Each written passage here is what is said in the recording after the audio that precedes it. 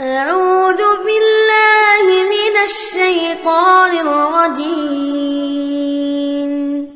சபிக்கப்பட்ட ஷைத்தானை விட்டு அல்லாஹ்விடம் நான் பாதுகாப்பு தேடுகின்றேன். وله الجوار المنشآت في البحر كالأعلام.